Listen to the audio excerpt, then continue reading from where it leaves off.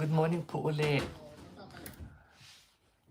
Good morning po ulit and, eto nga po nanonood na ako ng departure ni Atisa Manalo to represent the Philippines for Miss Cosmo. So, nandito na siya ngayon sa airport sa Manila. And nakaputi siya. Simple lang yung kanyang suot. And, yeah, nakaputi, nakalugay ang buhok na straight. May sash. And then I don't know if she's wearing pants.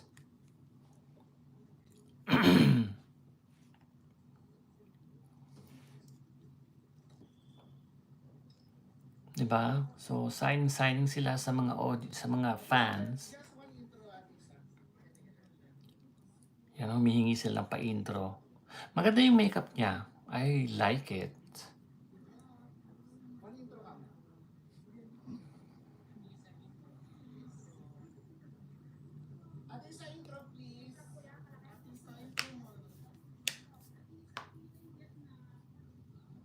Diba? Is he wearing trousers or naka-pants? I think naka-dress pants.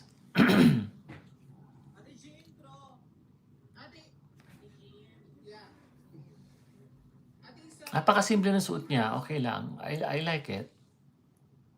Yung makeup niya maayos. And yung mga ganyang hair, okay na yung ganyan. And then, earrings. Yung mga nagpapa-intro. O, eto na tayo.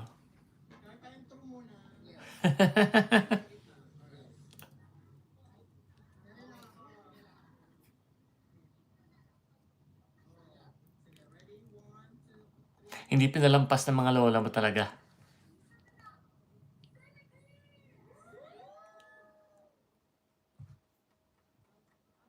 Nakakatuwa.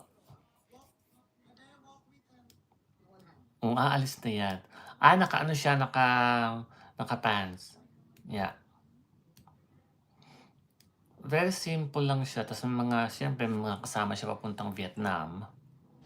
Right? So,